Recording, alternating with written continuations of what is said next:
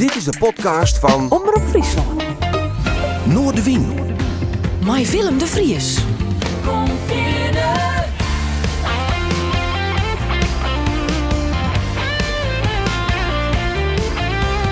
Alles wat er speelt.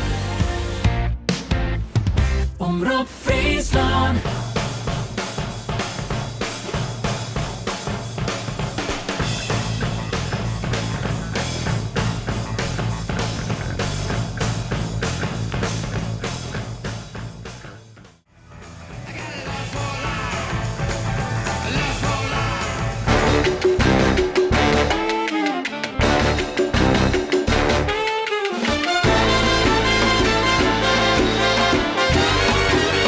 Dit is Noordewien.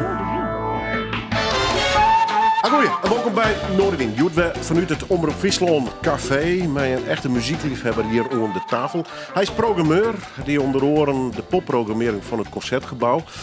Tjeburg is hij werkzaam voor de harmonie en dat is ook de reden dat ik hem uitnodigen ga. Hoe komt het met de harmonie als zeel? Wat zijn zijn eigen passies? Want hij treedt ook nog op als DJ. En hij doet nog volle mee. En draait intussen ook al een hele tijd mij, kan ik hem vertellen. Ik had namelijk over Edwin van Andel. Mooi dat is de best. Welkom. Ja, dank je. Ik moet ook zeggen, ik toch een full-blown Hollander wees, maar du versteert Fries, dat mijn grote verrassing. Maar dat klopt. Er is Matte ergens een Frieske tante wijzen of zit het? Nee, maar ik zal het even vertellen. Mijn ex-vrouw, de moeder van mijn kinderen, die komt uit Franeker. En ik was de Frensje. Ja, Frensje. En ik was de enige in de familie die niet uit Friesland kwam. Dus ik moest wel. Dus ik heb het gewoon de hard way geleerd om Fries te verstaan. Praten gaat niet zo goed, maar ik volg het heel goed. Oké, nou dat pruttel ik mooi in En ik Fries. heb 2 half Friese dochters. Half Friese dochters. Ja, ik ben niet Fries en zij wel. Krijgen zij wat van de taal mee of niet? Dat denk ik wel, maar niet heel veel. Want we zijn nooit in Friesland gaan wonen. En ze wonen ook nu niet in Friesland. Dus, maar via de familie vast wel. Grappig. Nou. Ja. Pruttel even mooi wat in het Fries. Ik heb ook al een soort standaardvraag om het begin. Het is helemaal net spannend, maar hoe is het? Nou, het is goed. Ja, dankjewel. Dat is heel grappig. Iedereen reageert op die vraag heel vaak oors verschillend. Ja. Die ene vanuit een volledige drukte, stress. Met dit dag. En de oren zeiden, nou, het is wel oké zo. Nee, ik heb het leuk. Ik heb net een mooie rit gehad en ik ben blij dat ik hier ben. En het lijkt me leuk om met je te praten. En verder, prima. Je bent in Amsterdam, hè? Ja. Ja. Altijd al of net? Ik heb in Zwolle gestudeerd en daarvoor rond Amersfoort opgegroeid. Maar ik woon sinds 1990 in Amsterdam. Dus ik noem mezelf maar Amsterdam. Ja, dat is toch lekker. Ja. Ja, als dat niet meer kan. Programmeur van Harmonie. Welk deel programmeerst toe? Ik programmeer, er zijn natuurlijk verschillende manieren om naar te kijken, maar wat mij gevraagd is om de muziekprogrammering te doen. Maar omdat ik echt uit de pop kom en ook wel wat weet van jazz, doe ik de pop en de jazz eigenlijk. En in het begin heb ik ook wel wat klassiek gedaan, maar dat is niet helemaal mijn stijl. En er is nu iemand anders die daarvoor adviseert. En ik heb daar gewoon niet zo superveel mee. Kijk, ik mis toch altijd de drummer een beetje. Toch wel, hè? Ja, maar dat is gewoon een kwestie van smaak natuurlijk. En je kan niet alles weten in de wereld. En ik weet wel redelijk wat van muziek, want anders zou ik dit werk niet doen. Maar het is niet dat ik daar ook nog klassiek erbij pak. Melkweg, Concertgebouw. Ik bedoel, pretentieuze gebouwen all in all. Om Ja. de programmering van te doen. Ja. Wat is de heilige graal van in werken eigenlijk? Wat is dat het vingerspitsengevoel? Weten dat er iets leeft of net? Ja, het is natuurlijk het mooiste als je iets kan boeken. Zeker in zo'n popzaal als de Melkweg. Als er begint iets te ontstaan rondom een groep en je zit op het juiste moment en je kan op het juiste moment zo'n groep binnenhalen. Dat zijn natuurlijk wel de mooie dingen. Kijk, ik heb bijvoorbeeld een paar voorbeelden dat ik het eerste concert van Arcade Fire in Nederland heb kunnen boeken. Dat is dan ook een beetje toeval, maar het is altijd wel mooi als het zo werkt. Ik heb kennelijk Lamar 2 dagen achter elkaar kunnen doen in de Melkweg. Met zijn doorbraakalbum. En dat is nu natuurlijk Ziggo Dome kaliber. En dat zijn toch wel hele mooie dingen die je kan hebben. En ik kan me herinneren dat er nog een garagepunkbandje was wat de White Stripes heette. Die ik bij ons in de oude zaal geboekt had. Tot ze opeens een plaat uitbrachten die Elephant heette met Seven Nation Army erop. En toen hebben we toch heel snel de grote zaal even vrijgemaakt. Dus dat zijn dingen die dan zo werken, die je van tevoren niet helemaal aan ziet komen. Nee, maar toch, een Kendrick Lamar, blijkbaar bij de eerste CD, dus wat denkt, dit staat wel voor Ja, kwaliteit. Dat mag- Zeker. hij Dat mag is wel- maar het was echt zijn tweede album, het doorbraakalbum, het Good Kid. Maar kwam toen net uit. En daarvoor had ik hem al een keertje toevallig via een festivalletje binnen gehad. En vond ik het heel tof. Wat maakt het hem tof in die 9? Ik vind hem toevallig echt heel goed. Ja, Maar mijn die blik als programmeur, die smaak ik mij ja, niet. het is gewoon iemand die heel bijzonder is. Die iets doet wat niemand anders doet in die hiphop. En je merkt meteen dat die jongen gevoel heeft voor nieuwe dingen. En dat heel goed kan doen. En dan ook nog eens goed op een podium staat. En een persoonlijkheid heeft. En dat zijn dingen die werken gewoon dan. Nou ja, en winnaar is van de Pulitzerprijs. Ik bedoel. Ja, maar dat geen was toen nog kattenpis. niet, hè? Nee, dat is weer. Ze gaat daar bellen. Zullen we het hem... Ja, hartstikke mooi. Wie hebben er mij Iggy Pop? Want er was een platenlistje in je leven. Dat is een horrorvraag, ik weet het. Maar je maakt eigenlijk... Ik denk dat je ook bij 100 favoriete platen had. Of, Ja, wel meer, denk ik. daar begint het mee, denk ik. Ja. En dan de rest nog. Hè? Daarom. Ja. Ik heb best wel veel platen ook. Maar goed, we draaien wat muziek in verband met de programmering van de harmonie. Die hebben we wijdwijdig goed praten. Maar ik denk dat Iggy Pop is een persoonlijke... Ja, dat is wel een van mijn helden. En ik moet zeggen, het begon allemaal toen ik 12 jaar was. En op Iggy, dat nummer wat we net hoorden, Lustful Life, op Top Op zag. En waarbij hij de studio afbrak. Ja. En sindsdien... Ik was heel snel gegrepen door punkmuziek als tiener. En ik weet nog, mijn eerste plaat was Rumors van Fleetwood Mac. Dat was bij bijna iedereen. Maar daarna kwam er meteen de Stranglers, de Sex Pistols en Blondie. Ja, en Iggy is gewoon altijd een held gebleven voor mij. Nog steeds. En ik vind het heel bijzonder wat die man gedaan heeft. Zijn werk met de Stooges is...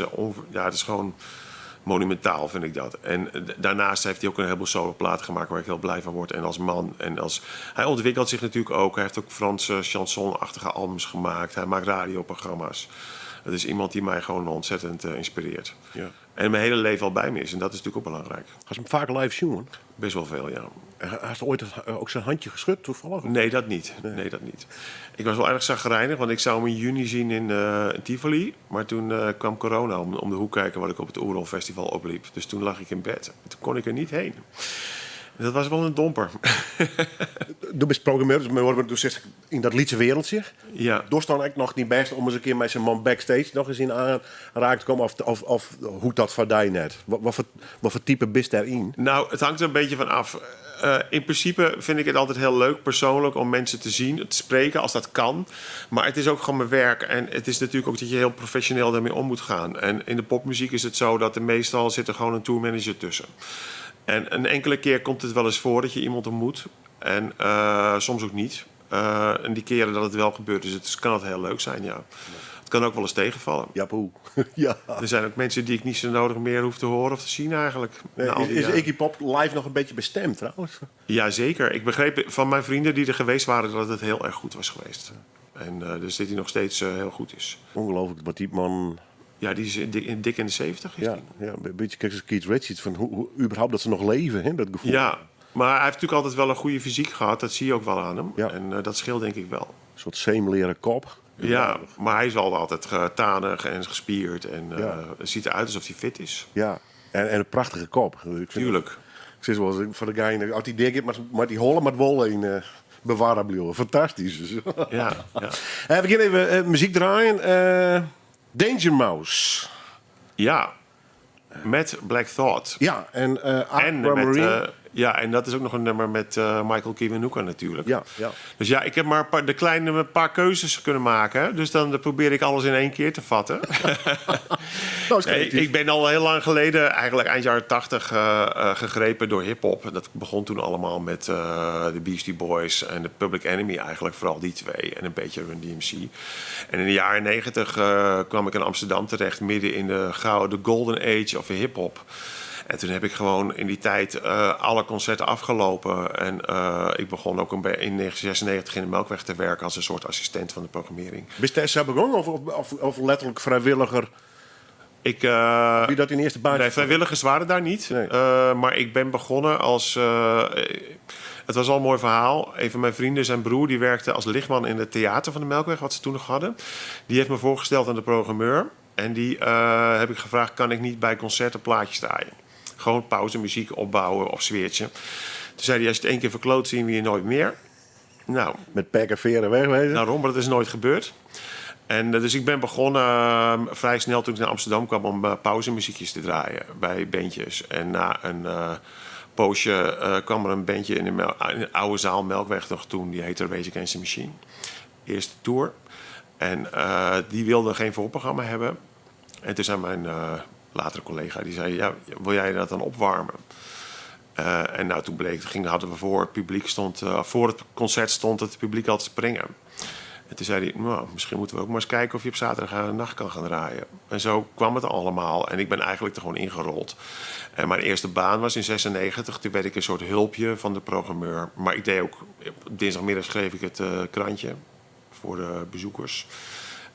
Ik deed verhuringen, ik boekte voorprogramma's, allemaal zulke soort dingen. Kortom, dus je bent de kwartkeer volledig in. Ja, dat klopt. Ja. Ja, en dat was heel leuk. Wie is toen al DJ Ed Rock? Of? Nee, toen was ik nog DJ Mad Ed.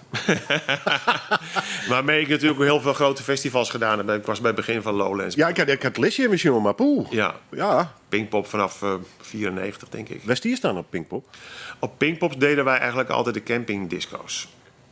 En in het begin ook altijd de pauzes tussen de bands. Dus dan ging als Sepultura kwam spelen, dan, of System of a Down of de Fugees. Dan draaide we muziek om de mensen in de stemming te brengen. Dus dan zocht je het uit op wat de band deed. En ja, daar maak je af en toe wel leuke dingen mee. En soms werd je wel eens uitgezet. Soms dacht ik omdat het misschien te goed was. Maar hoort het ook. ik kan me ook nog wel herinneren dat toen System of a Down daar speelde, dat ik wat muziek aan het draaien was. En dat ik hoorde ik stond dus bij de front of house tafel, bij het tentje in het midden waar de geluidstafel staat. En daar hebben ze een monitor vanaf het podium. Die jongens die waren al een beetje aan het opwarmen. Dat hoorde je nog niet in het publiek.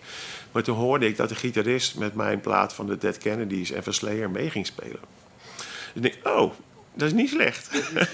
Nee. Oh, dat lijkt me hartstikke leuk. Goed, we praten straks verder bij de gast van Joet in dit 1 op 1 peteer. Maar eerst Sinkar, dus de muziek van Danger Mouse en Black Talk.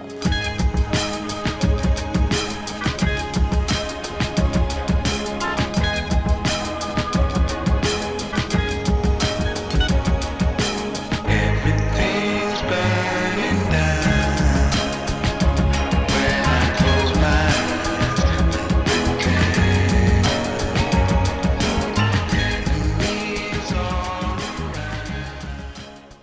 Heerlijk boemer. En eigenlijk nog een combinatie. Danger Mouse, Black Thoughts. Michael Kiwanuka is die...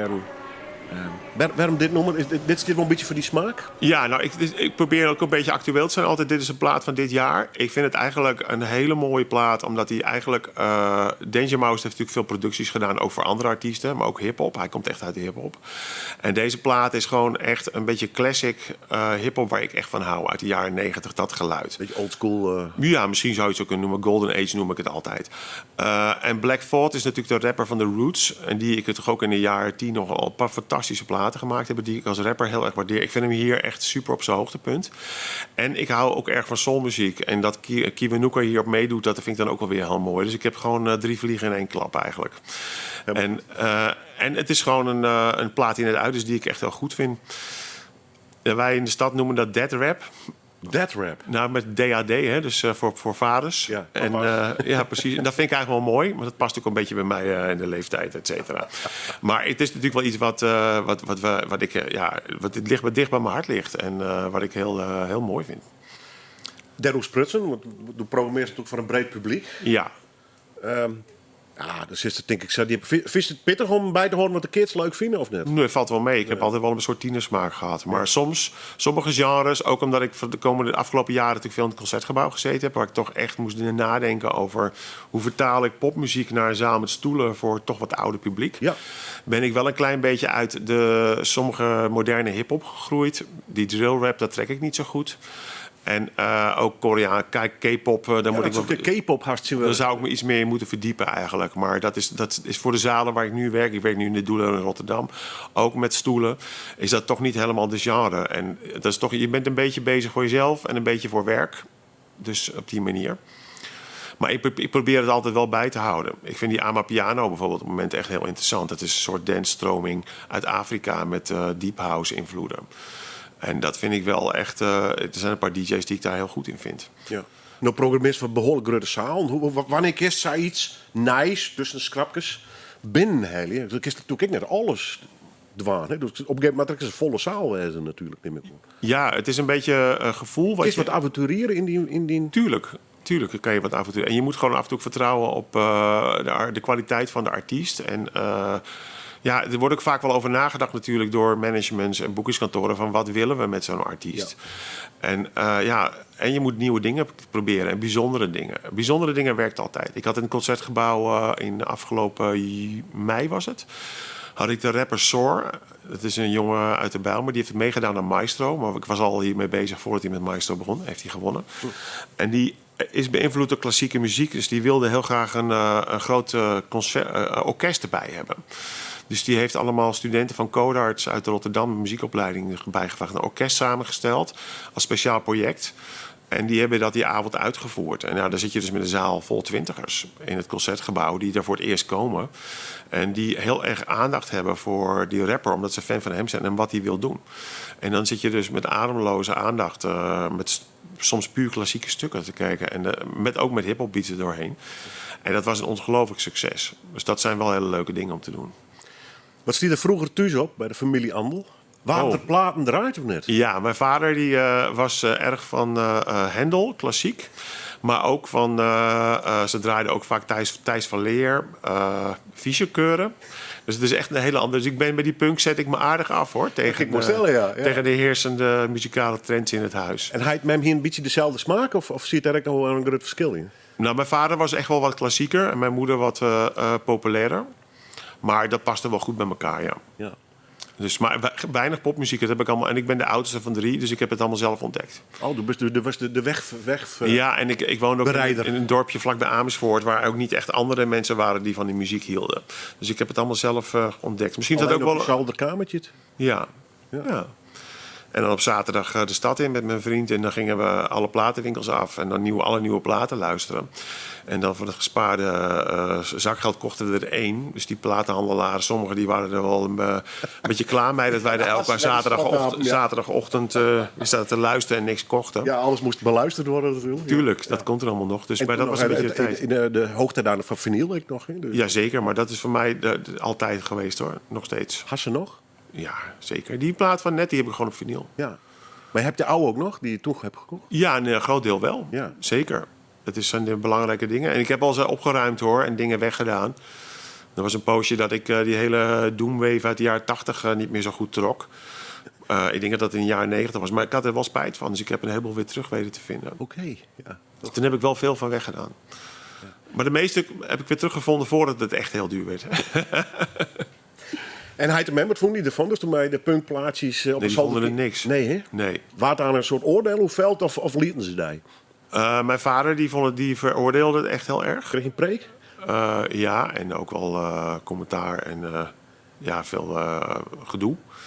Problemen. Mijn moeder was al wat meer, die had zoiets laten. Het is nou helemaal zo, dus laten we er maar mee dealen. Laat die jongen maar. Nou, dat niet helemaal, maar wel, die liet het wel toe in ieder geval. Dus, En die treien? Met z'n treien weer niet tussen? Ja, mijn broer die is wat minder, die hield altijd meer.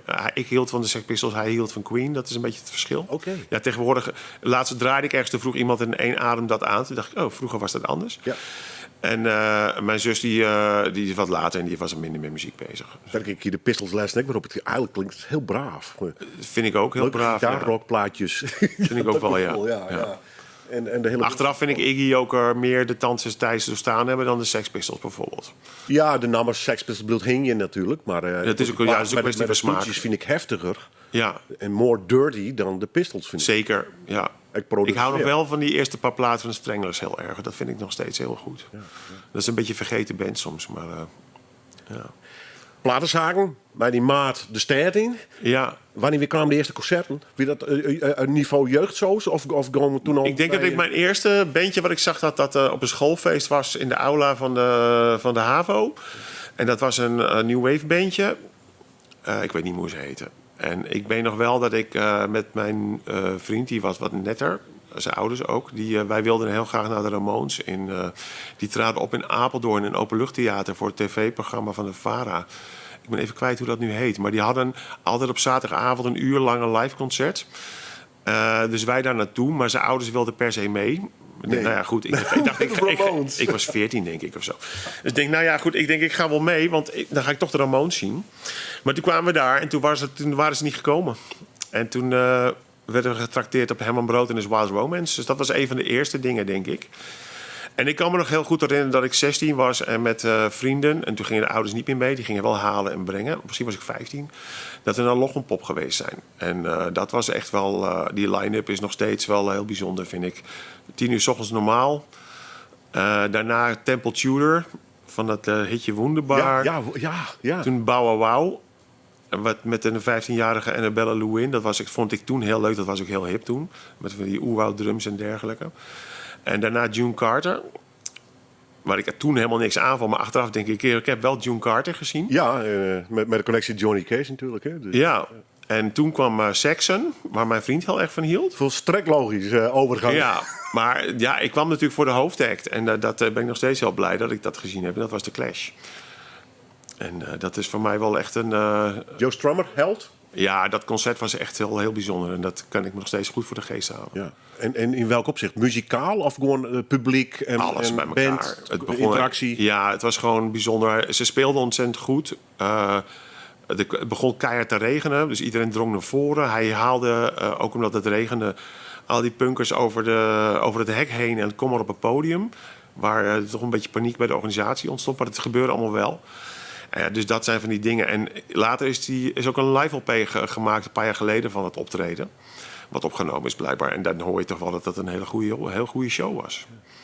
Had je zelf ooit een instrument bespelen? Ja, ik heb altijd in bandjes gespeeld. Altijd een bandje. Ja. Nou ja, tot lang geleden. Maar toen ik zeg maar, van mijn 14e, 15e tot mijn 25e, denk ik ongeveer. Punk, zeker, in het begin.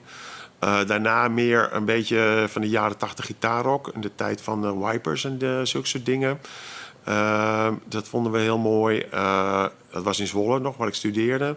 En uiteindelijk ben ik in Amsterdam in een band terechtgekomen. Die heette Lash. En dat was meer richting prong, Roland's band, zulke soort dingen.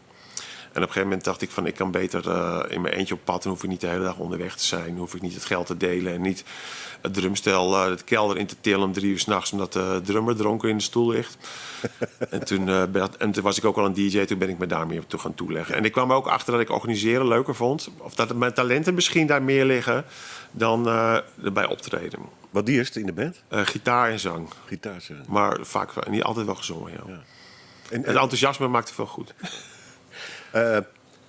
moest u oors in rotzooi oproemen, dus toen zelf net bij die stond het hele rock'n'roll gedeelte? Of moesten ze daar nog wel eens uit een stoel plukken vanwege te veel drank of wat andere middelen? Die drummer bedoel je? Nee, bedoel ooit er echt, je hebt die rock'n'roll in doken qua lifestyle. Ja. U heeft er wel van geproefd, zeg maar. Oh, zeker. Ja. Ja, zeker. Nee, maar dat is een beetje afstand neemt van zo'n bandje van, wat een gedoe. Nou, natuurlijk was dat wel heel leuk. Maar op een gegeven moment is het gewoon... je stopt er veel tijd in, want je bent enthousiast. Je repeteert en dergelijke. Maar voor een optreden, meestal deed je een voorprogramma. Ja, je moest om 3 uur 's middags al weg om voor de files te zijn. Je zit alleen maar te wachten. Een half uurtje, 40 minuten spelen. Dan de hoofdtekst zien. En dan weer naar huis. Het was allemaal hartstikke leuk. Maar op een gegeven moment denk ik van, het kost al heel veel tijd. En het schiet ook niet echt heel erg op een gegeven moment. En ik hoop er toch iets meer uit te halen dan alleen die voorprogramma's in een kelder in Amersfoort, bij wijze van spreken. Ja. En nou ja, goed, dan ben ik gewoon de andere kant op gegaan. Ja. Ooit een echt feest-based West? Jazeker. Ja. Ja. Gewoon lekker de beuk erin. Zeker. Ja. De hele jaren 90 wel, denk ik. En jaren 80, nee, zeker. Had je er nog herinneringen aan of is het niet een grote blur? Nee, dat valt allemaal wel mee. Ik weet er best wel veel van. Ja, natuurlijk. Dus, het is altijd heel leuk. Feesten met vrienden, naar concerten. Ik kan me herinneren dat we vanuit Zwolle altijd naar Sneekwave gingen. In de jaren 80. En dan gewoon in de auto bleven slapen. En zulke soort dingen. Ja. Dus dat was wel... Welke edities had je? Want ik denk... wie stond bij het roemruchte Ramones concert? Zeker. Ja. Zeker. En die keer daarvoor met de Butthole Surfers was ik er ook. En het jaar daarvoor met Killing Joke ben ik ook geweest. Ja. Dus die 3. Ik denk 84. Of nee, ik denk 85. Want 86, heel vaak is het 87. West. Nee, maar die 3 ben ik geweest. Oké, grappig. Ja. Dus ik heb de Vol gezien. Wat hebben we nog meer? Arno Hintjes, misschien T-Matic nog. Ja, T-Matic heb ik best wel vaak gezien in die periode. Ja. En Wie je verstaan, The trouwens. Scientist kan ik me heel goed herinneren. Dat vond ik geweldig. Dat was bij de eerste editie. Dat was in een soort hal in Sneek. Ja, letters de ijsbaan opgingen, zeg maar. Ja, en later was het buiten. Ja. Ja. Ja, een roemrucht verhaal in Friesland is met de Ramones. Dat droeg weer allemaal hanenkammen en zeep.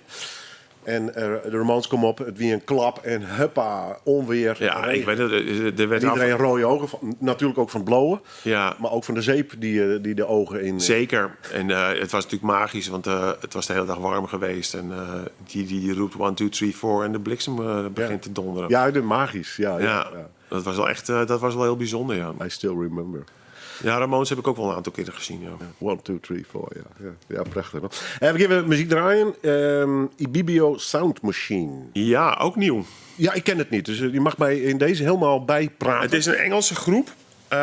Ja, ik vind het heel mooi, omdat het weer een kruisbestuiving... Ik hou van kruisbestuivingen in muziek. En zij maken eigenlijk een soort dance, maar dan wel met een beetje ouderwets geluid, een beetje organisch. Het doet een beetje jaren 80 denken, aan die synths, een beetje aan die New Wave periode misschien ook wel. Maar wat bijzonder is dat ze gewoon heel veel Afrikaanse invloeden erin hebben. En ik vind dat op het moment luister ik veel naar, noem het maar wereldmuziek, maar veel Afrikaans ook. En ik vind deze combinatie heel goed. En het is misschien wel mijn favoriete album van het jaar. Ik vind het echt een hele goede LP. En ik vind het een mooie combinatie. En het is muziek waar je niet stil op kan blijven staan.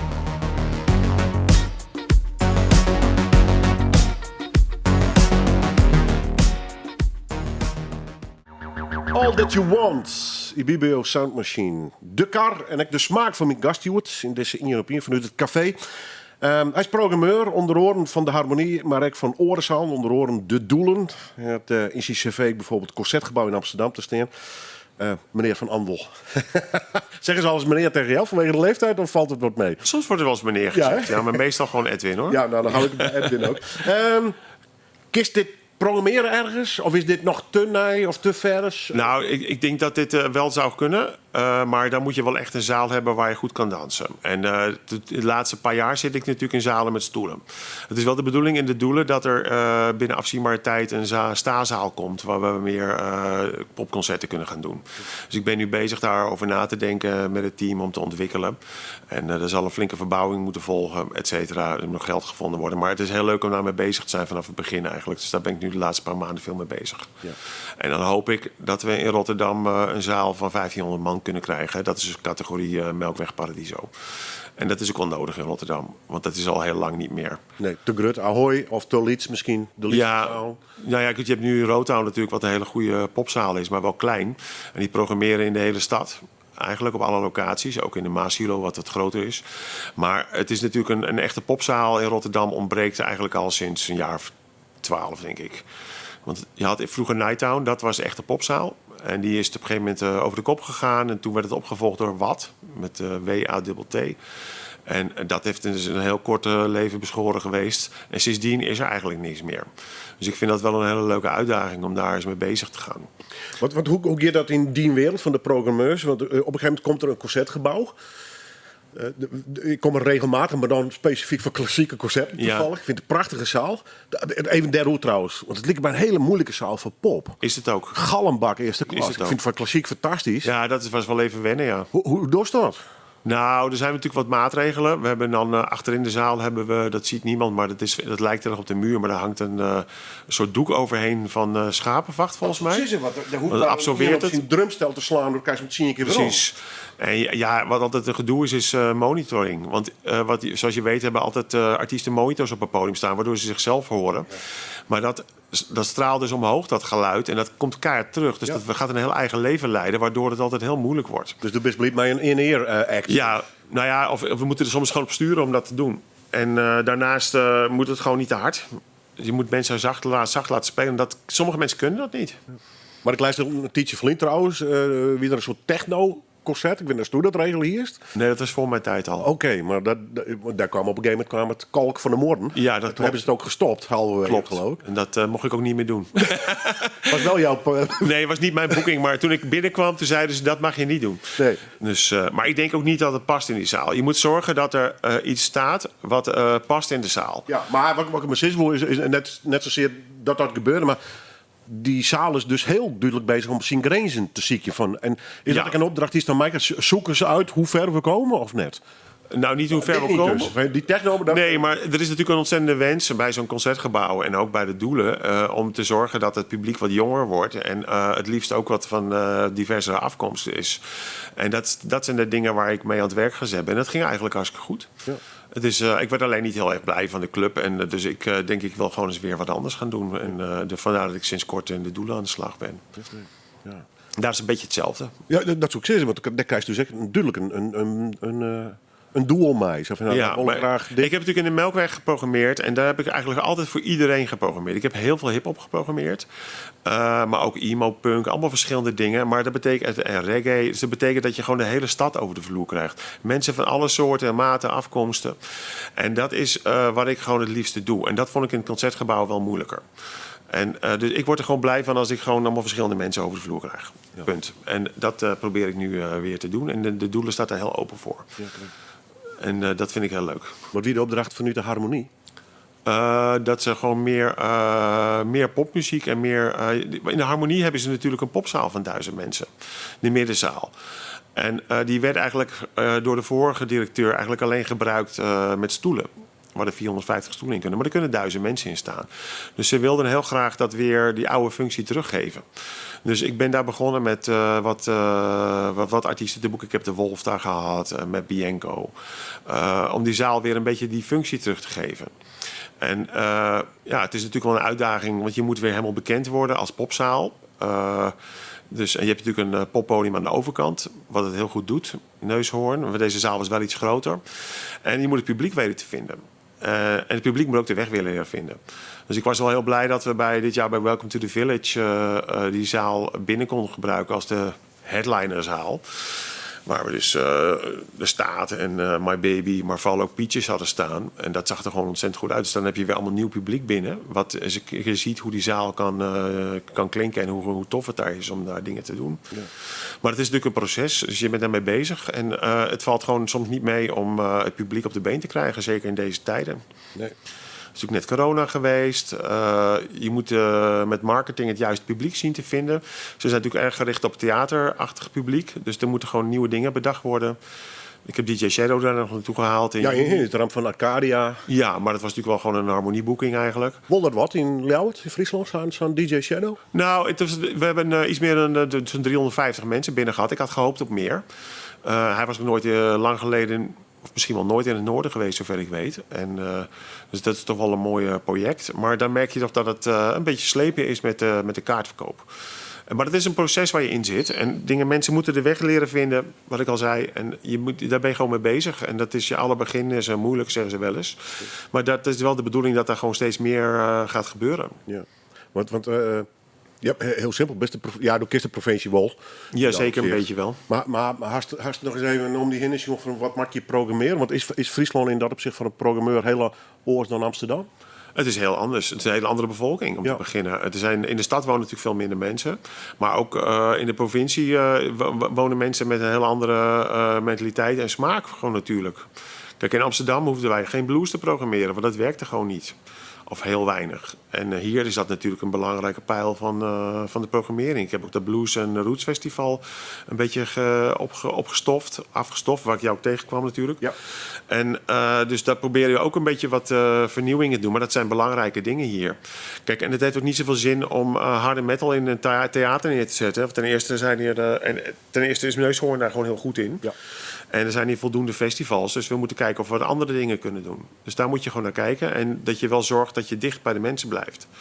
En dat de mensen het leuk vinden om te komen. Ja, nou ja, goed, daar mag het gebied wel wat van kinderen. Ja, ik denk dat er voor hiphop wel een goede markt is, bijvoorbeeld hoor, in Friesland. En dat zou er wel echt moeten zijn. Ja.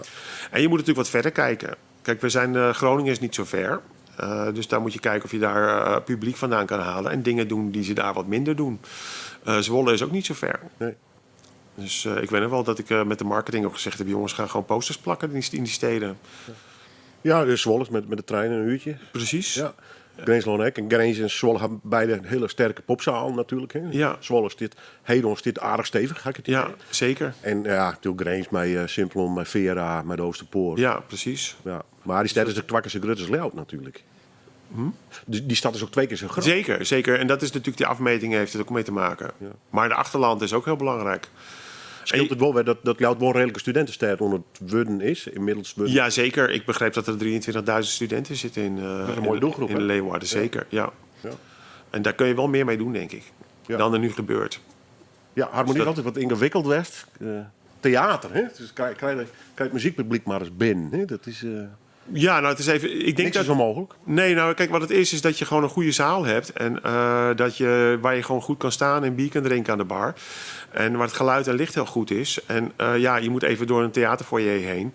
Maar de andere zalen die in Friesland waren, die waren ook andere. Dat is ook natuurlijk. Zoals Schade was ook eigenlijk niet daarvoor bedoeld. Nee.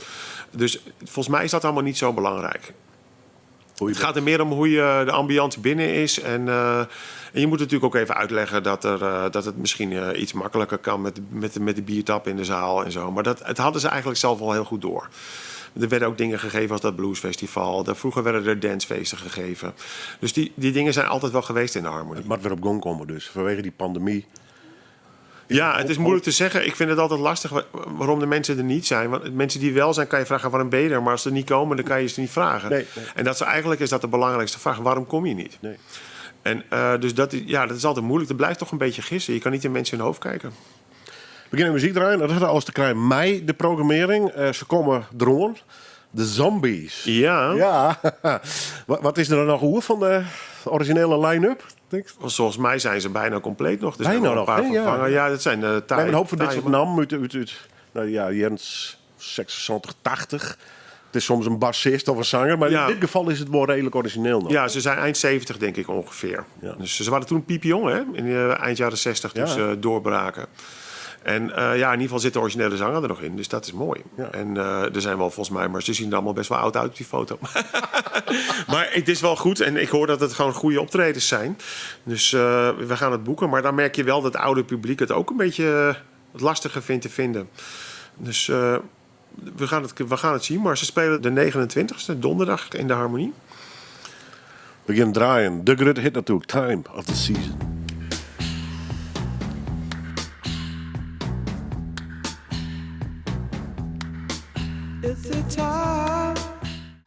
Nog even op de site van de Harmonie. Had er nog kaarten binnen, maar ze komen in ieder geval naar jou uit. De Zombies. En een grote hit draaien we. In verband met mijn gast van Joert. We draaien straks nog in een plaat. Edwin van Andel. Hij is programmeur van de Harmonie, maar onder andere ook van de Doelen. Muziekliefhebber en hij treedt regelmatig nog op als DJ. Niet de DJ's zoals Armin van Buuren en de Tiesto's. Hè? Dat je dance draait, maar het is meer punkplaatjes. Wat doe je? Nee, eigenlijk... Ik draai sowieso... Ik heb vroeger wel veel van die grote festivals gedaan met digitaal muziek. Ik ben nooit echt een dance DJ geweest. Al heb ik wel een ontzettend zwak voor breakbeat. Maar dat is een beetje wat langer geleden alweer. Daar ben ik eigenlijk ingekomen door de Chemical Brothers en de Prodigy en zulke dingen. Daar waren weinig mensen in Nederland. Dus dat heb ik veel gedraaid. Maar ik vind het eigenlijk leuk om nu met mijn vinylcollectie aan de slag te gaan. Waar ik best wel veel platen van. Ik heb veel platen.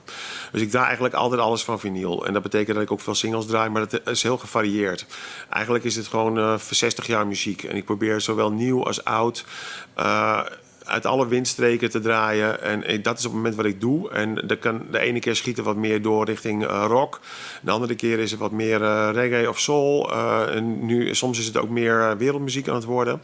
Dus dat is een beetje wat ik nu doe. Ik heb een paar vaste plekken in Amsterdam waar ik draai. In mijn stamcafé. Een soort resident. Ja, in mijn stamcafé Checkpoint Charlie. Waar een leuk dansvloertje is ook. Dat doe ik 1 keer in de maand. En een bar die heet de Nieuwe Anita. Waar ze ook een hele leuke kleine bandjes hebben. Dus dat zijn vaste dingen. Ik werk via een boekingskantoor. Waar ik allerlei aparte dingen doe. En ik heb een aantal wat festivals waar ik draai. Ik heb 14 jaar op Oerol gedraaid. Afgelopen jaar voor het eerst niet. Maar dat komt misschien wel weer terug. Ik weet het niet. En dat was altijd heel leuk. Dus, en daardoor deed ik ook altijd met mijn platen. Dus dat is een beetje... Het is een soort serieuze hobby. Ik hoef er niet van te leven. Maar het is altijd wel heel... ik neem het wel heel serieus. Ja, en als je nog een patiënt extra verzekert, ik weer platenkeepje. Precies. Doe je nog steeds... Concerto en dat soort platenzaken in, of niet? Klopt, ja. En ik probeer nog zoveel mogelijk in die winkels te kopen, ja. Boeddhisk is dat nog? Boeddhisk, dat is al lang niet meer. Nee, ik ben echt al dat is al heel lang weg. Hey, dat is heel ouderwets dit. Nee, maar er zijn wel goede winkels in Amsterdam. Er zijn natuurlijk ook hier in Leeuwarden kom ik graag bij King Kong, hoor. Als ik hier even ben, loop ik vaak wel even binnen. En dat is ontzettend leuk natuurlijk, dat die vinyl... een ontzettende revival gehad. Dus een beetje serieuze release is echt op vinyl, hè? Ja, daarom. Het was de tijd natuurlijk heel moeilijk. Ja. Ik zie nu wel dat mijn platen... Ik heb altijd van platen gehouden.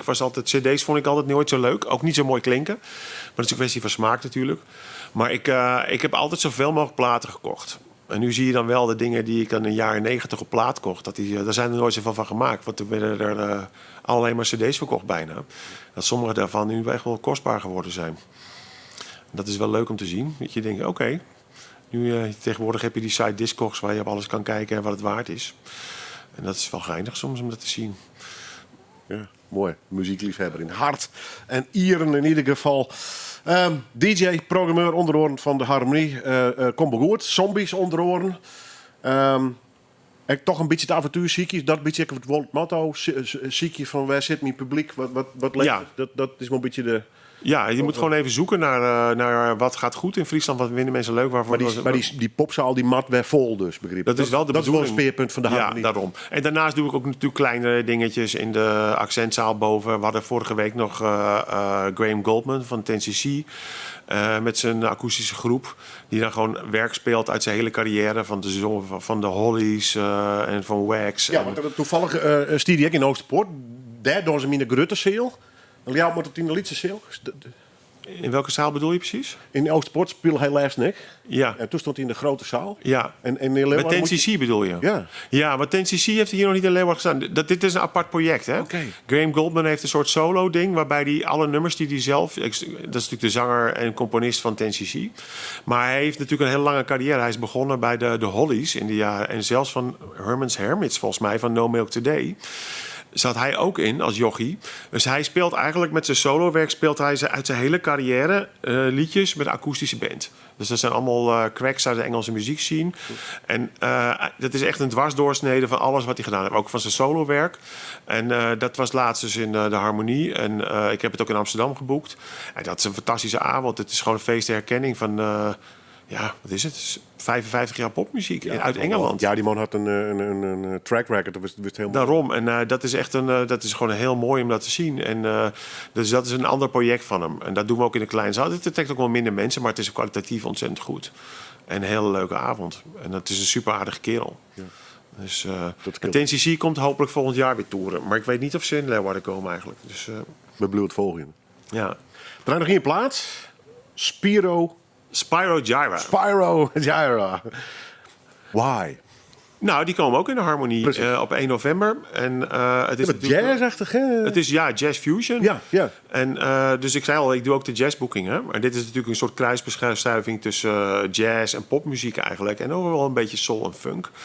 En het zou niet meer staan op North Sea Jazz. En ze zijn natuurlijk lang bezig, maar deze muzikanten die kunnen ontzettend goed spelen. Ik heb ze een paar jaar geleden ook mogen zien. En het is misschien niet helemaal mijn allerfavoriete genre, maar ik heb puur zitten genieten. Omdat ze gewoon muzikaal ontzettend goed zijn. En ze kunnen die nummers ontzettend goed brengen. En het zijn echte cracks op hun gebied. Op hun instrumenten. En het is echt ook een legendarische groep uit die tijd. Ze zijn begonnen in de midden jaren 70. In de tijd dat er wel meer van zulke soort acts waren. Kijk, en toen luisterde ik naar de punkplaatjes. En vond ik er niks aan. Maar nu ik wat ouder ben, kan ik het ook wel waarderen. Ja. En dat concert dat gaat nog binnenkort komen. Leuk dat ze weer is. Dank u wel. Dankjewel. Succes met de Ik vond het Harmonie. ook leuk om hier te zijn. Welkom. Kom maar eens weer om. Ja. Dat is goed. Wij gaan draaien van deze band. Het nummer You Can Count on Me.